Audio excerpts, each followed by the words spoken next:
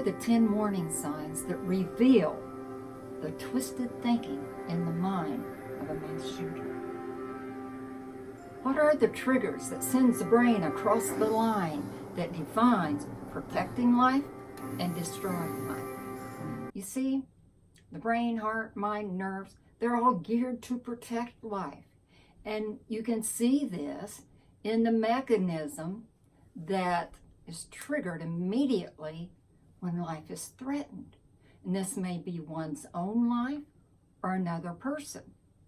And it is called the fight-flight syndrome. Well, what takes place? You have an extreme low and an extreme high.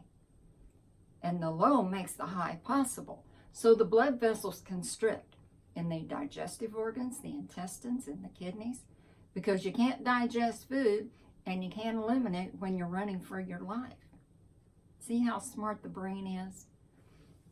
So that extra energy goes to the heart, to the lungs, to the nerves, and the muscles, so that you can run at extraordinary speeds, and a person can jump 5 times their own height. And there's quick thinking. And the eyes, well, their scope broadens to where there's vision on the backside. The pituitary, the master gland that controls the life cycles, and the outlook on life, that's the mental and emotional perception of life. Well, it sits right behind the eyes. And then right behind the pituitary is the hypothalamus. And this is the governor of hormones and the emotions. So they work hand in hand. One reinforces the other. So when a person goes into that fight-flight syndrome, and it's mocked, see, in the fight-flight pattern, it's a momentarily state that meets a critical need. But when the hormones are in this long-term high or a suppressant low, the message gets misconstrued. So now the flight is to destroy life. That's the focus, all the way to the end. This is like a video that's just ongoing in a person's brain. They see the same images. They hear the same messages. They hear the same sounds. So with those highs and lows, it's going to be reflective in the eyes. That distorted look. So the highs naturally are going to show being wired, crazy, and eerie looking. So that would represent a person that is being controlled by the highs. And the low patterns are going to reflect no emotions, detachment, coldness. And when you look at their eyes, it just looks like the meaning of life has been lost. We're going to share with you these 10 warning signs. When we get through this video in part 2, that's available on LetaGaleOnCreation.com, you're going to see the parts of the brain, how they work together, and what is missing in the brain of a mass shooter or anyone that has destroyed life. We have so much to share.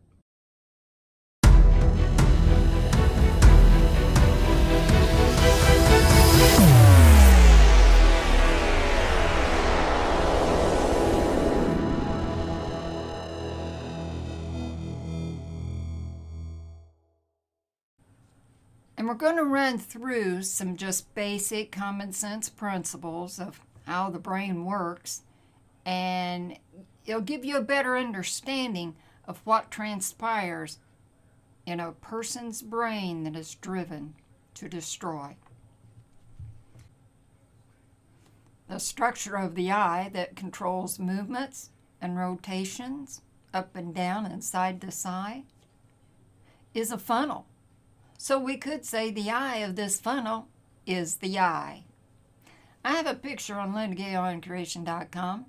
So naturally, when the brain's 100,000 funnels, figuratively speaking, go into Cat 5 intensity, you're going to have destructive results.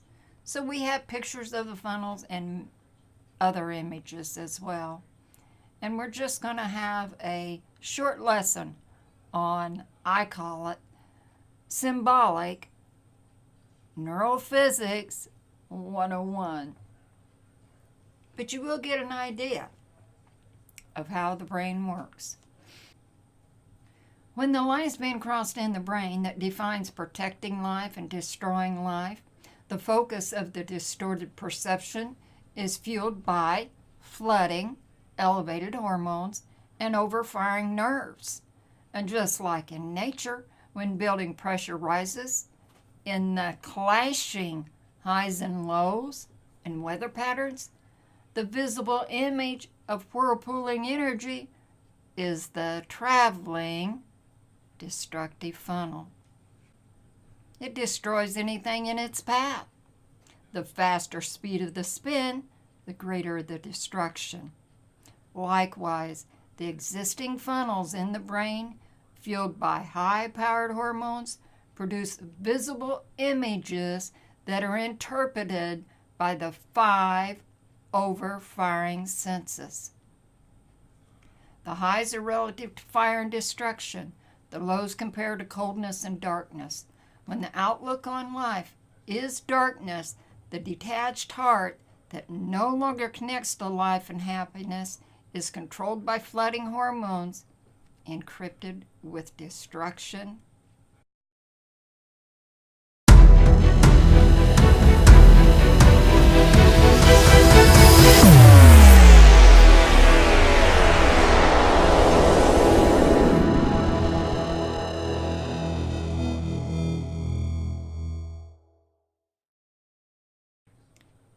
So who are going to first see the changes? Family, friends, or schoolmates, teachers, and doctors. There must be discernment, and not every person is going to fit into the box of absolute. We are providing the likely signs that reflect patterns of a distorted perception of life, where programmed destruction leads to a means to an end. Now we are considering the extremes of the pendulum swing. One may show both extremes and like patterns, where another reveals one dominant set of behavioral patterns. So we'll run through the 10 early warning signs. The look of emotionless or detachment to surroundings and situations. No response to danger, death, funny topics. A look in the eyes that projects a strange-like focus, yet eye contact is minimal. 3. A history of mind-altering drugs, prescribed and street drugs. 4. No respect for authority, the law, rules of order in the home, school, or social environments. 5. Spontaneous, flaring tempers, acts of aggression. 6. No friends, take verbal punches from other kids, are alone much of the time, quiet, distant, and aloof, draws away from parents and siblings, and perhaps shows suicidal tendencies. 8. Behavioral changes, lack of interest in school, making good grades, changes in dress that displays oddity and distinction. 9. Obsession to play the destroy, kill, and conquer related video games. 10. An unusual drawing and love for the Hollywood movies that show plots of killings and how to carry out the plan of action. Now, to the one that is having thoughts and relative visuals in their mind around the clock, Watching like videos where they actually can play a part is compared to setting off a keg of dynamite. Likewise, watching movies that incite their existing obsession to destroy, well, that's confirmation in their mind and more reason to act upon their visions. The make-believe reality is not realized in the mind fixed on destruction.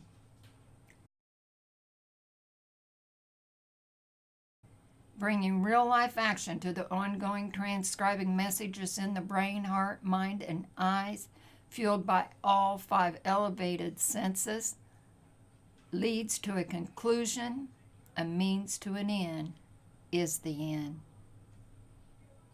The background check based on the 10 warning signs should include family members willing to work with the family doctor and or outside doctor, a history of all drugs, including antidepressants and Ritalin given to children, street drugs, marijuana, cocaine, and alcohol should be on the checklist as well when it is mixed with suppressants and speed.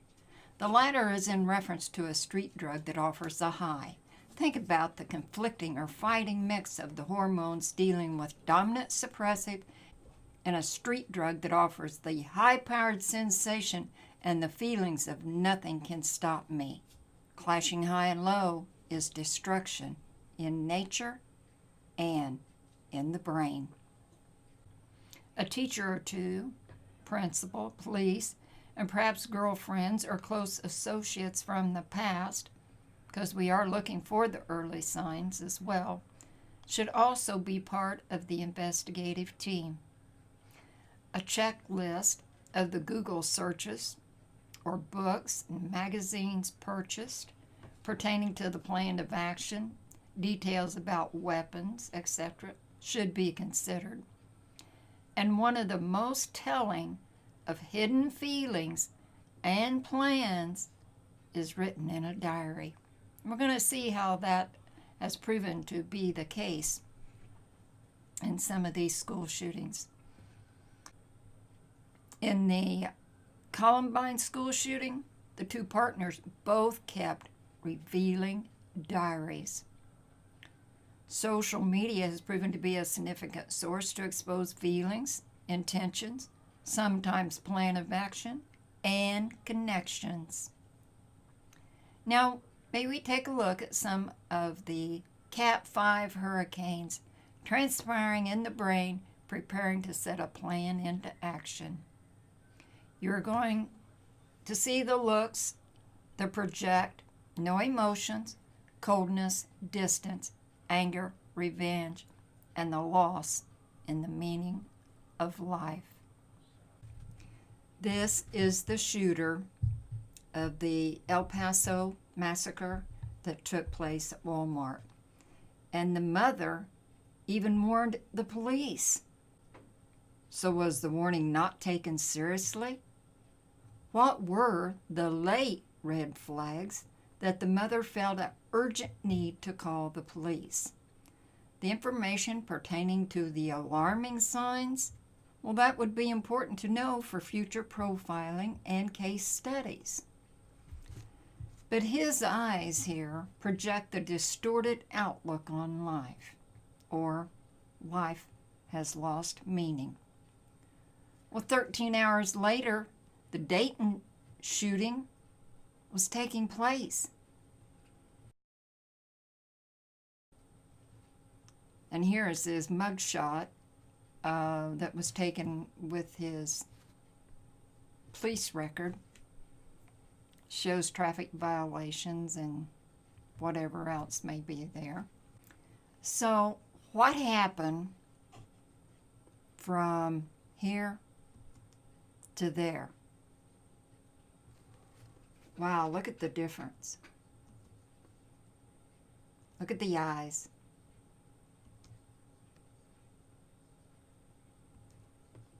Could it be a history of antidepressants that later were mixed with controlling cocaine and alcohol? Well, cocaine is the contrasting high, and alcohol is fire-based. This deadly mix was in the toxicology report released on 8/15, which was a couple of weeks after the shooting. Drugs, depression, or both? Well, this is the guy that was the shooter at the Gilroy Garlic Festival in California. And this is a shocker. Here's what we're talking about. Once again, what happened from here to there? This is a high school picture, and he was only 19 when he went on this shooting rampage. And he had a hit list of religious and political groups. Ironically, he had a hate for religious groups, and he lived at Churchill Place. Look at the difference.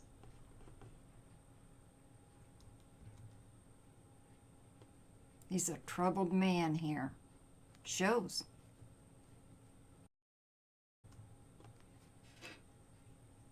Well, Dylan Roof, he was the church shooter at Charleston, South Carolina. And he has a look of no remorse, no connection to life. And that's the one thing that people have remarked, when they face the families of the victims. They show no emotion, no remorse. There's no "I'm sorry." It's just a blank look, emptiness.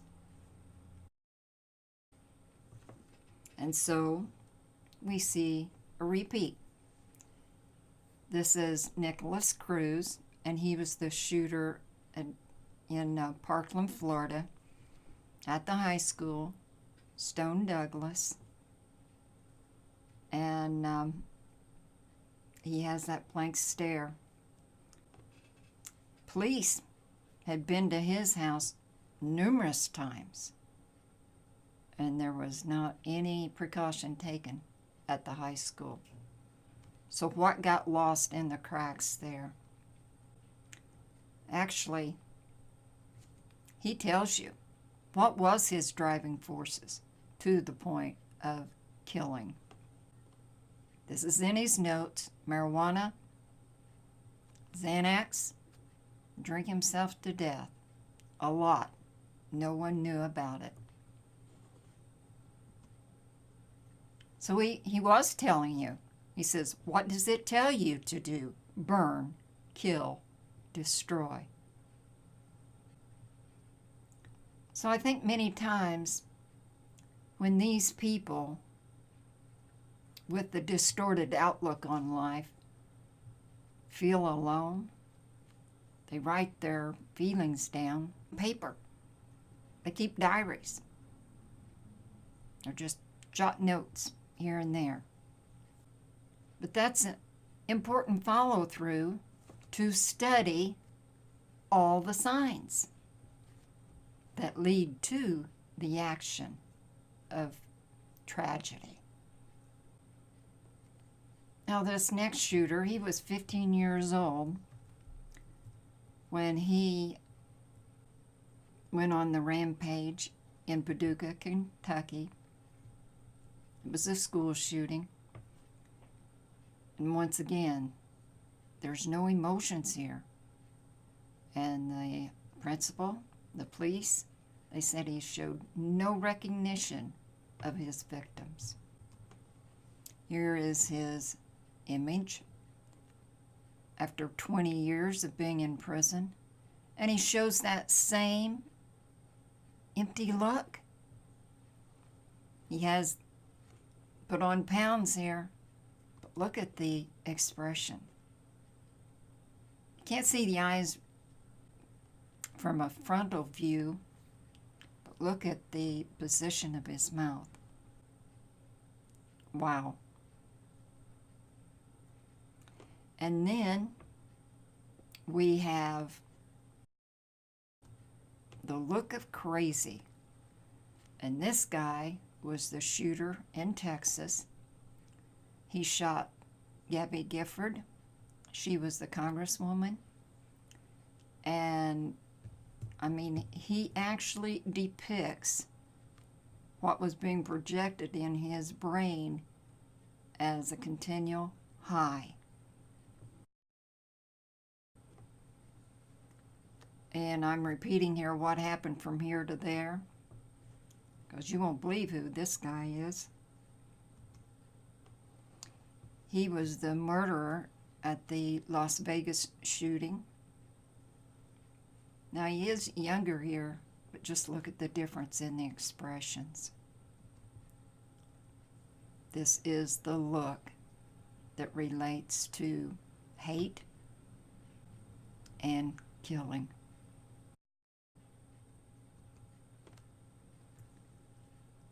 And here is Adam Lanza, and he was the shooter at Sandy Hook. And he just has a crazed look. Look at the focus here. And then the reporter, she's focused, but look at the difference. That's what I want you to notice. It's the eyes. This black and white image here, wow. It is an eerie stare.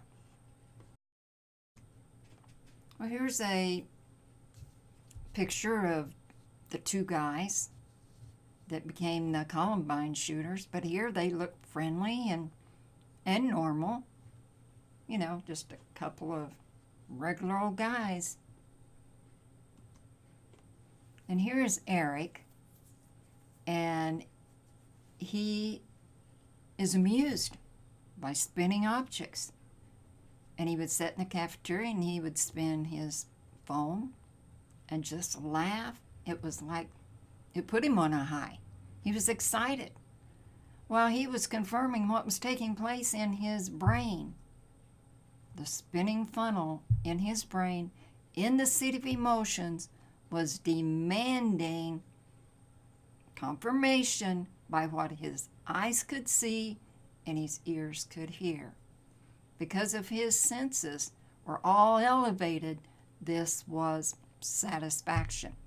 And this compares to when you have an itch and you scratch, and that satisfies that sensation, the sense of touch. Well, that's exactly what he was doing here. I'm going to go back to Adam. I want you to look at his eyes again, because we're going to see another set of eyes that look just like that. And this is Eric, and he's actually in a dress rehearsal, you could say, of their planned action.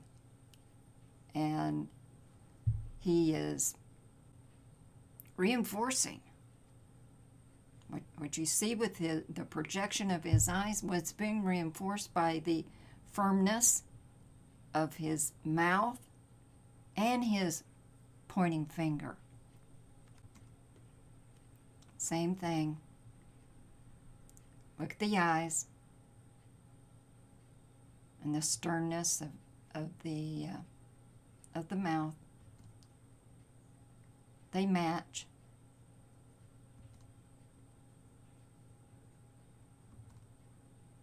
Well, here is his partner, Dylan, and he projects hate, like animal-like behavior, like he's showing his teeth. You better back off. You know, that's what dogs do when they're giving you a warning sign. And take note of his left eye in all these pictures.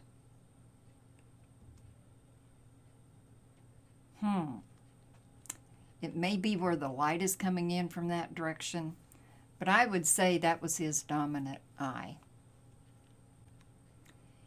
And those two boys, well, they had diaries, and they just took notes. But you would not believe what was revealed by reading through this, and there's a lot of words you don't want to repeat, and I would black out. But that's one thing that Dylan did. He would block out a whole word rather than just drawing a line through it. It was blacked out. And I related that to how he was perceiving his life, his dark world. And he mentions that. And he says, I'm a stranger, right down here. And you can't read most of this. But here, so we have two blackouts. And he says, I have no happiness, ambitions, or friends, and no love. So he's telling you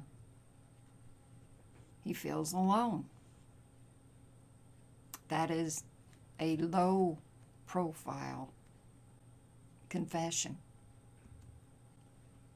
Well, here he is in a bubble. He's caught in a bubble with his weapons, and he's standing on the battlefield with his dead bodies. But you can't really see the figures that are that recognizable as, you could say, dead stick figures, I guess. But what I notice is the entanglement. And his life and his perception of life was entangled. He's got fire over here. See, his nerves are overfiring constantly. And he's got fire, and I can't read the rest of it. But just the fact that he wrote fire, well, that's significant, because that's showing his high, the high effects of his chemical mix, his hormones, and the firing nerves. And here's a fine line. Well, when one crosses over that fine line that defines life and death, well, that's a picture, once again, of what his brain is projecting. So here's the fine line, and here's total destruction. But I found this most interesting. Here's a hand with a bullseye, a target. Well, the brain has the sign of a hand, and it transports the chemicals. And we will cover that later in part 2. That's available on LindaGaleandCreation.com. But here to the side, he's got Terminator 2, Event, looks like Horizon, Lost World, Dark City, Out of Sight. Now, I've never seen the movie Terminator 2, but evidently it had some influence on his thinking as he actually put down on paper his thoughts, his visions. And here he says, you haven't figured it out yet. And he's talking about the final solution to the Jewish problem. I think they did say he was Jewish. But to him, you just kill mankind. Well, both Eric and Dylan drew hearts. Eric's hearts were dark and small. Dylan's hearts were large and detached. Notice the lines here. They don't connect. So his detachment It's like he lost the wholeness of his heart, so that's what he's drawing here. So these notes and pictures, oh my, they reveal what is taking place, the images that are being projected in their brain, what they perceive by their eyes, what they feel by their nerves and emotions. And there is so much to learn from the note-taking, the drawings, the diaries, that it needs to be a part of the background check. So for part 2, like we said, it's on LindaGaleOnCreation.com. If you want to see the images of the brain when the lifeline has been crossed and what is missing in a murderer's brain.